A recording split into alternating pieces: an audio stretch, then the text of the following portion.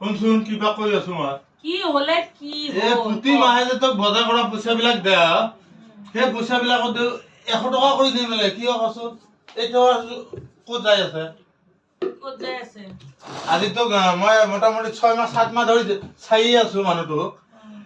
প্ৰতি মাহে হিচাপটো সব মিলাব পাৰে কিন্তু 100 টকাটো ক'ত যাই আছে হিচাপ দিব লাগিব তো কিয় দিব নোৱাৰিব দিছো হিচাপটো দিছো হিচাপ ল ভালকে বুজাই দিছো হিচাপটো তই যে কি বুলি কয় এই ৰেচন কাৰ্ডত যে চাউল পাও তাতে যায় কিমান 1 টকাকে 3 টকা তাতে কিয় পইচা যাব মামাই দেখো ফ্ৰী দিছে মাংনা ফ্ৰী দিছে তো 1 টকাকে লয় মামাই তো ফ্ৰী দিয়া নাই দিয়া 1 টকা খালি কয় কি ৰে মামাই তো ফ্ৰী দিয়া নাই দিয়া মায়ের আর পুতাকে দুইটা একটু পয়সা মারি আছে পায় 1 টকাকে লয় ঠেলা ভাড়া কেনেকা পয়সা লব ইমান ফ্ৰী দেওয়াৰ পিছত তাক নামাৰিবি মোৰ মা তাক নামাৰিবি কেলা তোক ইমান ফ্ৰী দেওয়াৰ পিছত তই 100 টকা কিয় মিলাব নোৱাৰা কচোন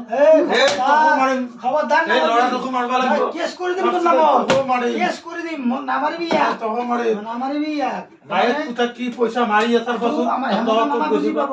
চাউলত দিছো ৰেচন চাউলত দিছো চেনি পাইছো আৰু আটা পাইছো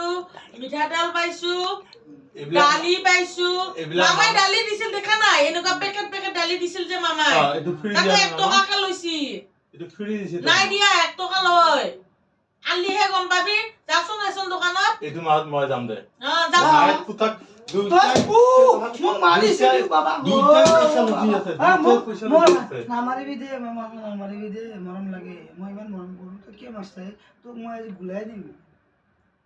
দুইটা পয়সা লুটি আছে তোক গুলি কৰি দিম মায়ের পুতাক দুইটা লুটি আছে পয়সা লুটিম মই কি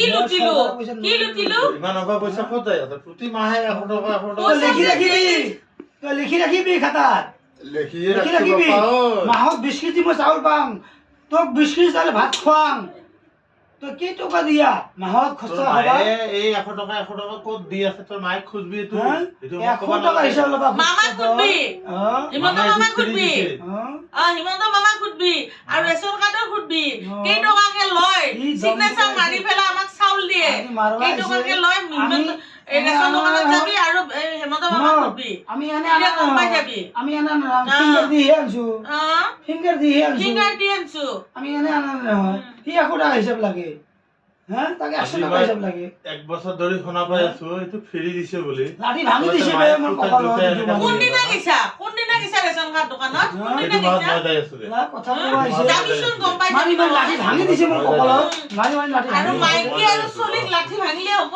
ৰেচন দোকানত যাবি আৰু মামাৰ লগত কথা পাতবি মামাৰ লগত কথা পাত যাবি ফোন লগাই দিবি কি এবাৰ নিজে যাবি এবাৰ নিজে যাম না মই নিজে যাবি কথা পাতিলো মামাৰ লগত ধেমালি ভাবি আছা না যাবি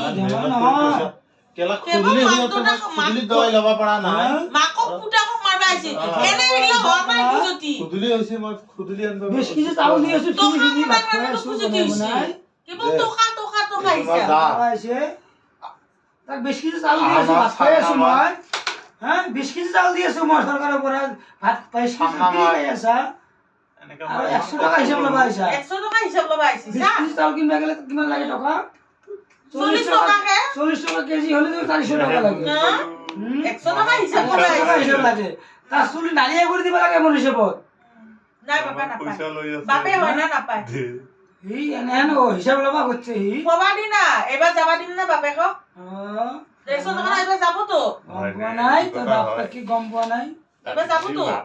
বাকি তো মাৰলো জি মই জালুক বাড়ি ব্ৰিজ আমি বনাইছো নাকি জালুক